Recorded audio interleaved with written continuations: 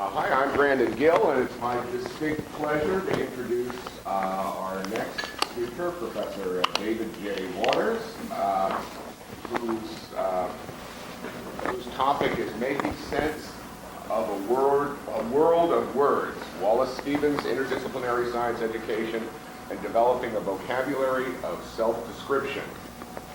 They're going to bring another one of these for me, another one. So if you and BVM degrees from Cornell University and his PhD from the University of Minnesota.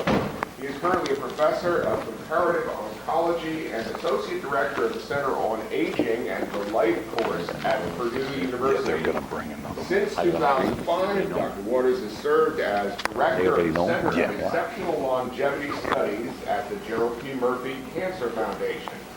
Appointed to the National Academy of Sciences at Future's Indigenous Scientific Panel on Extending Human Health Span in 2007, he is nationally recognized for his work on utilizing pet dogs as models for human aging. He is a fellow in the biology of aging, gerontological studies, Gerontological Society of America. Dr. Waters is also an expert in the comparative aspects of prostate cancer in men and dogs. His research, which targets the underexplored intersection of fields of aging and cancer, is aimed at developing personalized interventions to promote successful aging and cancer avoidance. As a teacher, Dr. Waters contributes significantly to Purdue University's dual-title PhD program in gerontology. His course, To See and to Seize Opportunities, offers interdisciplinary graduate students the opportunity to explore the skills and attitudes that promote self-renewal and peak performance in discovering and educating. In 2005, he was awarded the Great Teacher Award for exemplary interdisciplinary teaching at Purdue. In 2010, his cross-country scientific expedition to study the oldest living pet dogs in their homes, the Old Gray Muzzle Tour, was featured in USA Today, AARP Bulletin, and Good Morning America. His recent TEDx talk, The Oldest Dogs as Our Greatest Teachers, Get the Words Out of Your Eyes, underscores how language limits the scientific method. Thank you very much. Well, thank you, Brandon, for the introduction, and thanks everybody for being here. Thanks to Dr. Callejas and the organizers for having me have this opportunity to speak to you today. A big, long title, but really my talk today is going to be about discovery. And earlier in my career as a scientist, I thought of discovery as seeing. That made sense to me. Discovering is seeing what others can't see. But now I've come to appreciate that the discoverer is someone who dedicates themselves to two things: seeing and reporting. And just this small shift in my thinking has caused me to rethink what are the key ingredients to discovery. And today, we could talk about problem solving. I think people are going to be talking about problem solving. Could it be problem solving? Could it be creativity? But today, in the time that we have together, I'm going to argue that it's language and our use of language that's at the root of both our seeing and reporting. Yes, we use language when we report, when we publish our scientific papers in peer-reviewed journals, and when we educate the public. But we also use language in the process of seeing because, clearly or not, we see the world through our categories. And categories are the words that are in your head. And so when we're trying to make sense of the world, what we're actually doing is trying to make sense of a world of words. So it would make sense then the discoverers should try to develop the skillful use of words. Although I think many of you will admit that language is underemphasized as part of scientific education, but they should also develop the playful use of words. And by this I mean more of a childlike exploring of the potential usefulness of language. Now, Neil Postman, NYU professor and the father of the field of media ecology, would say what we really need to focus on is a process that he calls languaging. And that is, Postman's languaging is the process of increasing your precision with the use of language, not only to optimize your communication, but also to optimize the quality of your thinking. So that's Postman's languaging. Ralph Waldo Emerson, the sage of Concord, would say we need to work on our eloquence. I think Emerson's eloquence is Postman's languaging. And interestingly enough, Emerson wrote, "Who listens to eloquence makes discoveries." I like that quote, because I think it means that if you hang out with people who effectively use language, you'll discover things. And not the least of which, you'll discover that you should really increase your ability to use language.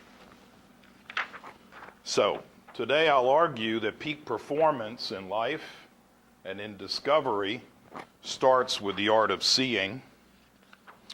And part of my argument will be backed up by Leonardo and what I call Da Vinci's Big Four, the 4 keys to personal performance. And the first being, learn to see what others cannot. The second, master the art of science. The third, master the science of art. And fourth is to recognize that all things are connected. And that's Da Vinci's Big Four. Notice that it starts with seeing things in a different way. More recently, fast forward to a few years ago, the neuroscientist at Emory, Gregory Burns, wrote a book called Iconoclast. Who knows this book? This is a book exploring what it is about an iconoclastic mind. In other words, an individual who can achieve things that others say are impossible. And he has 3 key things, and it starts with the iconoclastic mind can see what others cannot see. And in fact, Burns will go so far as to, that's because the iconoclast stops listening to adults, stops listening to what others are saying is possible or impossible. In my experience, looking at how to reach your highest potential, I come to believe that we need to develop a dialogic self-awareness, which is mastery of communication in 3 domains. The first of which I call perceptual acumen. This is getting the best information out of each encounter. The second, conceptual acumen. And this is the formation of rich mental models. And the third being the art of framing.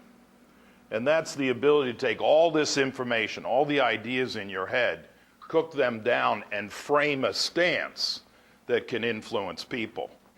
And most importantly, all of these are driven by language and our ability to use language. So, if we're to perform at a high level as discoverers and teachers, I think there's a great need to develop this perceptual acumen. But then you might ask, is perceptual acumen a skill or an attitude? And I would probably argue that developing certain attitudes are a critical aspect of developing perceptual acumen. Attitudes like open-mindedness, true open-mindedness to new ideas, comfort with ambiguity and paradox. So how will we develop these attitudes in young scientists And that's the risky business that I take on today, and that is I'll share my personal experience by introducing you to the philosophy of the poet Wallace Stevens, and my experience using Wallace Stevens to broaden and deepen the perspective of scientists in training. And it says 6 portals here. Time won't allow us to explore 6. Maybe we can look at 2 or 3. And you might ask, who are these scientists in training that I'm referring to? And for the purposes of today, everybody in this room is a scientist in training, because we're trying to make sense of the world, and we're all in a state of unfinishedness. We're all in a state of unfinishedness. And during my final remarks, I'll try to wrap things up by stating that all of us need intellectual heroes that can serve as our lifelong teachers. Now, who in the room is familiar with Wallace Stevens? Has anybody heard of Wallace Stevens before? I'll show you a couple pictures of Wallace Stevens. Wallace Stevens was born in 1889 in Reading, Pennsylvania. He was trained at Harvard and then New York Law School. He and T.S. Eliot are considered 2 of the most influential American poets of the 20th century. Don't worry, nobody raised their hand, and I've only ever met 2 people that ever heard of Wallace Stevens before. I don't hang out in literature circles, but scientific circles, I've only ever met 2 people out of hundreds, literally hundreds, that have ever heard of Wallace Stevens. But he's one of the most highly revered American poets of the 20th century. Now, did he achieve this height being at Yale or Berkeley or Harvard? No. He was an executive for the Hartford Insurance Company in Hartford, Connecticut. So a very hyphenated guy, if you will, a poet businessman, poet-businessman, again, and his insights are really, really tremendous. We're obviously, as scientists, underexposed to Wallace Stevens. So let's take a look at some of these portals. The first of which I would call finding what will suffice, shall we pursue truth or usefulness. Stevens wrote that the poem of the mind in the act of finding what will suffice. And I think this draws an interesting parallel to a concept that truth with a capital T is beyond our grasp. And I won't go any further into this concept because Grandin published a really nice paper in Informing Science about this idea of truth or usefulness. Stevens would be on the side of usefulness because truth with a capital T is beyond our grasp. We're going to try to make progress, ask new sets of questions, but usefulness will trump truth. A second concept, a second portal that is emphasized by Stevens is this whole idea of process philosophy, and that you are a process, your research is a process, everything is a process, not a thing. Constant flux. That's disconcerting to some people, but that's something that you have to accept, and if you can accept that, you can thrive on process. He wrote a poem called The Man on the Dump, where a man is on a garbage dump and he's surrounded by all these objects of previous lives, and it allows him to consider himself as a process. And if we have time at the end, you should ask me about this poem because it has a tremendous crescendo line that I call the myth of the single solution, which I think we really need to correct that in our scientific trainees.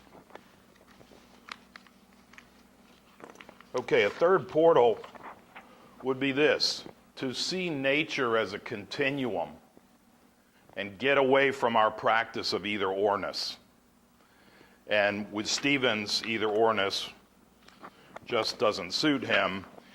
Remember, we're describing a world of words, And in describing the world, Stevens unequivocally dismisses dichotomy. Two categories never suffice. Either orness gets us in trouble, right? Is someone dumb or intelligent, handsome or ugly? It's all continuum. It's not either orness. And Stevens would argue that the skilled imagination sees and reports a continuum of experiences. I mean, for example, in the health field, a question like, is vitamin E good or bad for me, is a meaningless question, right? It's a meaningless question, very oversimplistic. Instead, you should reject this as a poor quality question and say, what dose, what timing, what combination, when, and reframe the question contextually and say, under what circumstances will vitamin E supplements benefit me? Unfortunately, the public craves very simplified health messages. Tell me what's good or bad, and I'll take as much as I can.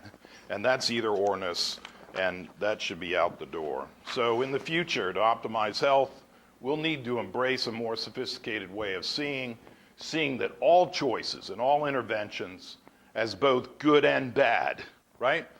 All the choices you make, exercise, diet, and so forth, have trade-offs. It might be good for your brain, but lousy for your kidneys, for example. But we should think in terms of trade-offs, good and bad.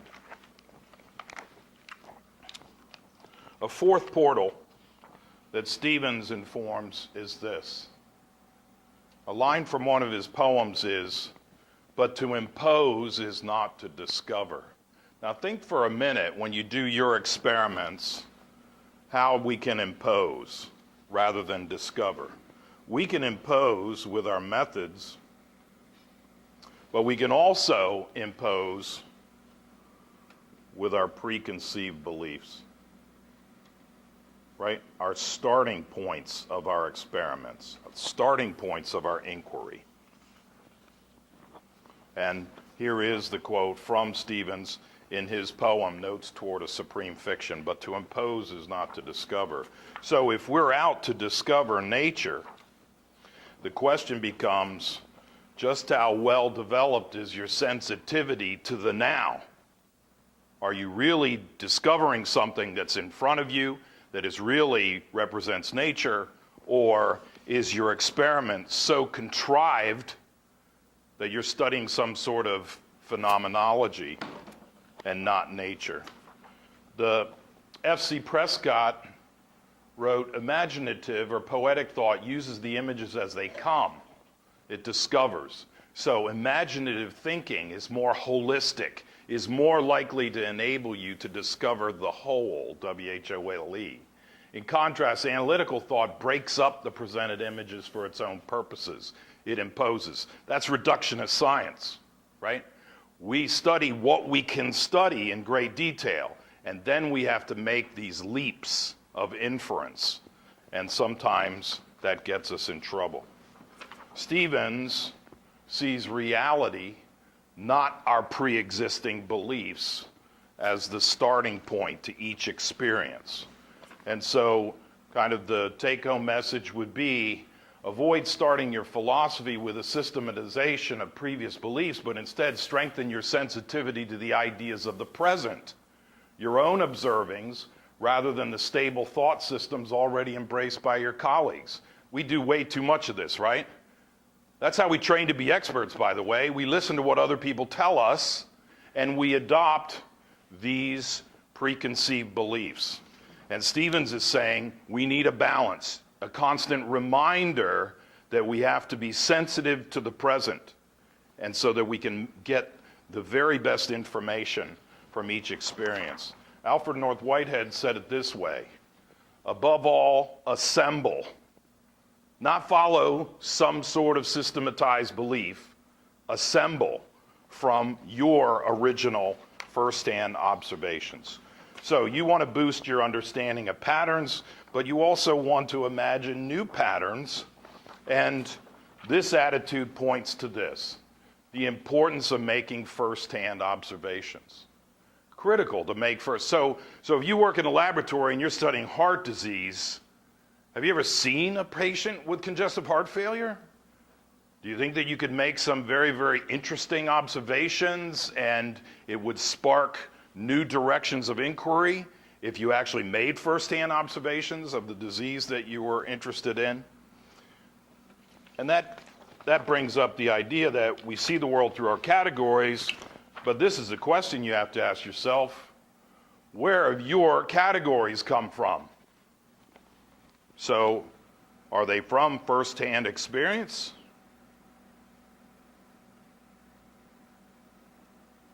Or what you've been told? You know, I asked students, what do you think? What's the percentage here? What do you think? Anybody want to volunteer?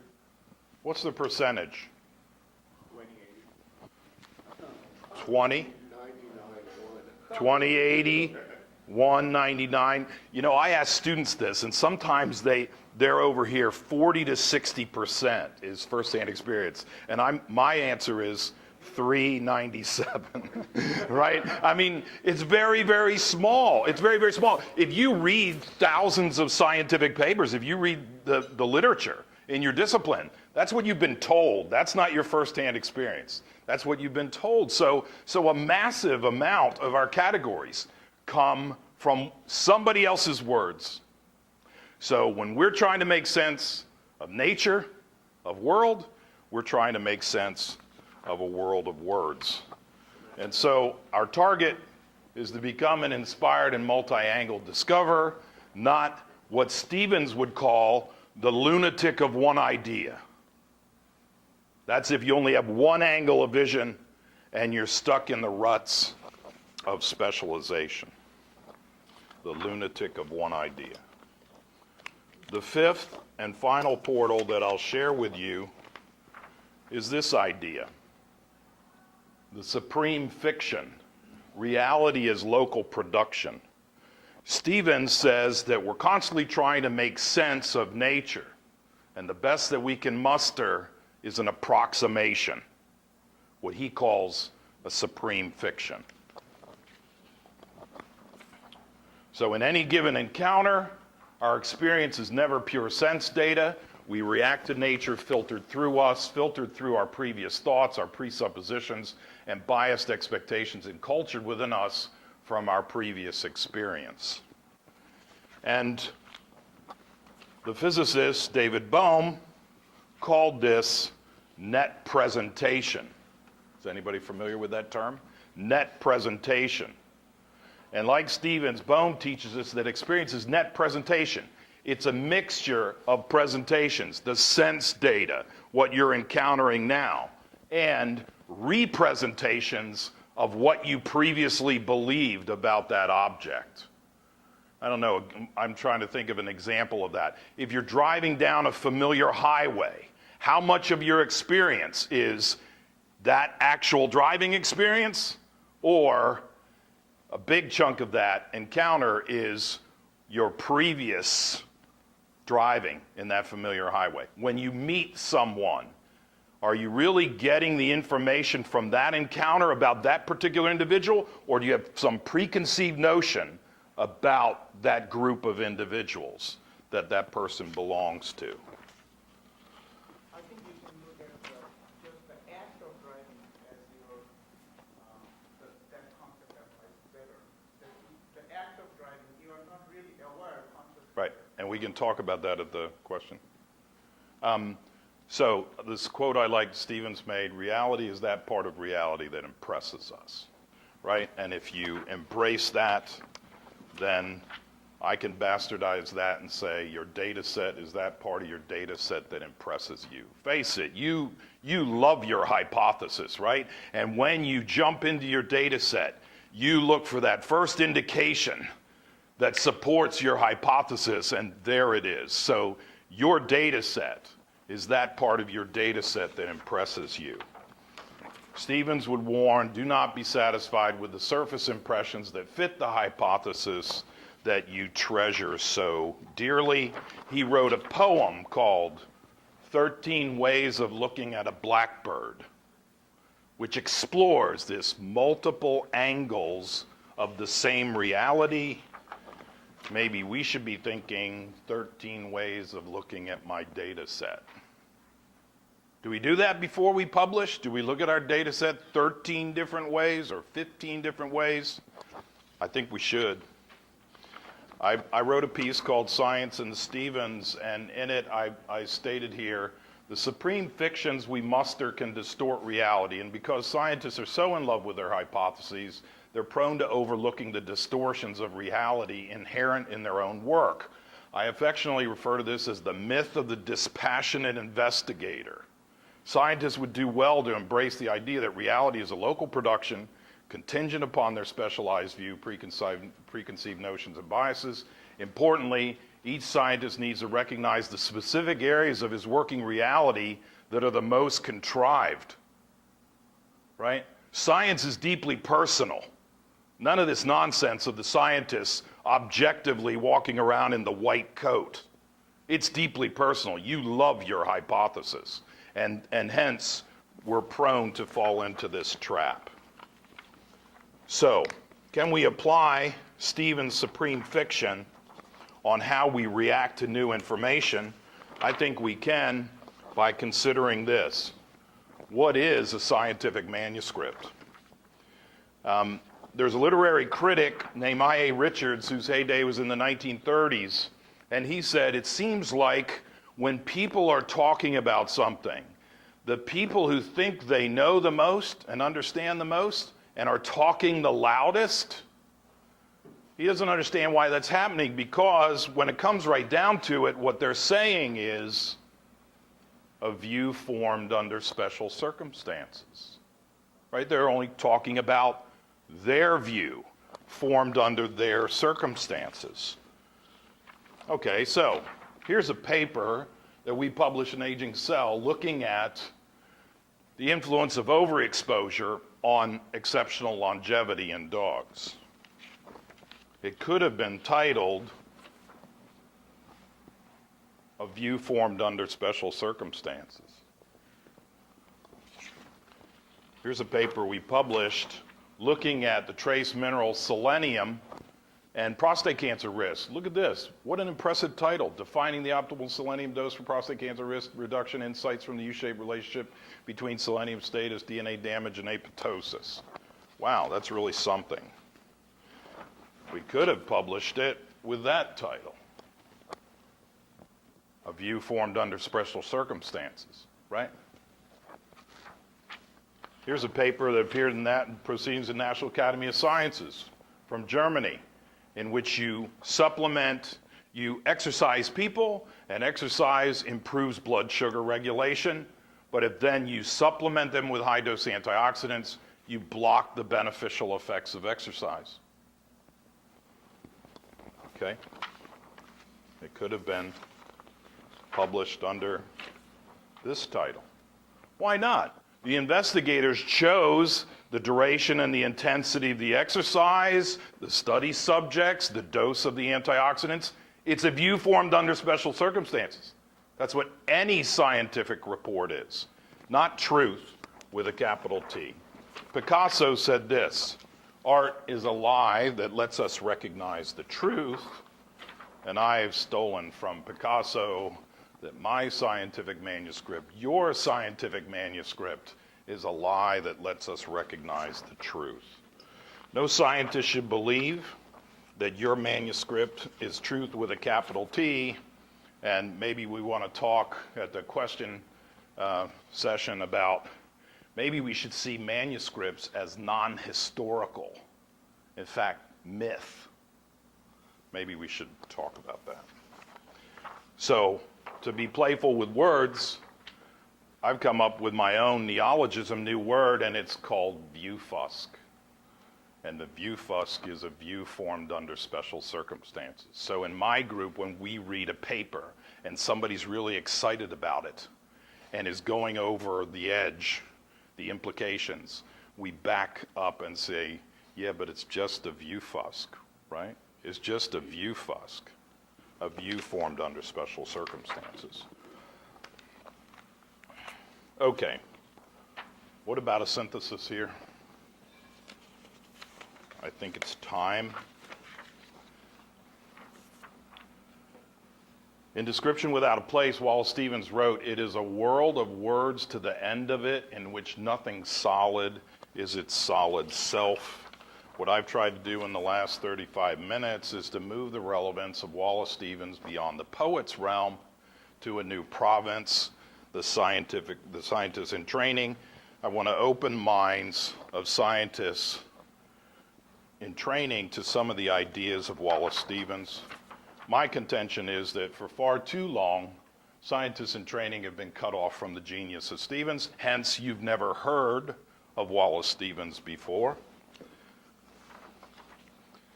And experienced Stevens is of great value to those scientists in training who are open to shaping the way they approach nature, how they see themselves in the act of discovering, and their own renewal.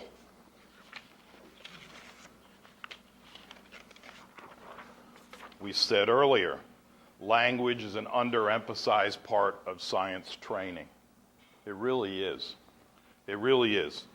We send our trainees home to read one more scientific paper in their discipline instead of trying to enhance their skills with language. I think you can see why the case can be made that language limits the scientific method. It limits it through our categories, and categories are how we see the world, and it's our starting points. And seeing is at the root of discovery, and we see the world through our categories. I introduce you to the concept of net presentation by the physicist David Bohm. Stevens is in complete agreement about that. It's never truth with a capital T, but a search for an approximation, something useful, as Grandin talked about in his article. What I'm really coming to believe is that the prime goal of education should be pursuit of self-description, developing a vocabulary of self-description, description of self and world, instead of a mountain of facts. Achieving a dead accurate accounting of the world, the goal we typically plan in the minds of our scientists in training, is far less important than cultivating the vocabulary you'll need to describe yourself and your firsthand experiences. In fact, I'm beginning to see that a large part of perceptual acumen could be termed linguistic readiness. Are you ready? Do you have the vocabulary to make sense of a world of words and to reach your full potential? One of the things that Stevens achieves is he helps us to see the subjectivity in every encounter. And that's important and dovetails very nicely with one of the teachings of one of my other intellectual heroes, John Dewey. And Dewey said, first, you need to recognize the subjectivity of each encounter. It rains. You either cry or dance in the rain. There's subjectivity to that encounter. But once you recognize subjectivity, then you can really unleash your human potential by advantageously modifying the objects of your experience. So this lecture today could be this monotonous stream of words, or you could capture some of the words, some of the ideas, and make them your own and have them fit your needs so that you have a high impact experience. That would be advantageously modifying the objects of your experience. As I said to you before, I have a firm belief in that we should have lifelong teachers, intellectual heroes, and I've written about this in the journal Informing Science in this paper called The Paradox of Tethering. So I'll close by reiterating, we're seeking creative excellence in research, education, and communication. So there should be guiding principles. One of them is developing analytical reasoning skills. I think that's pretty obvious, but it's not alone. It should be developing the attitudes of imagination. And in fact, we benefit greatly if we can re-envision imagination as the art of languaging, the art of using language precisely. And if we can define imagination as the ability to change categories, think of that for a minute. That imagination is the ability to change categories, to take something that was in impossible category and now make it possible. So I guess what Stevens and I are both calling for in science training, interdisciplinary science training, is a collision. And it's the collision of the analytical with the imaginative. And so now at the very end of my talk, I'll leave you with two self-probing questions. And I leave you these questions at the end so that you can carry them with you and they'll stay with you as long as possible. So here's what you need to ask yourself. Am I preparing to become an imagino-analytical powerhouse of seeing and reporting? Are you? More simply put, what categories have I changed lately? And I'll end there. Thank you.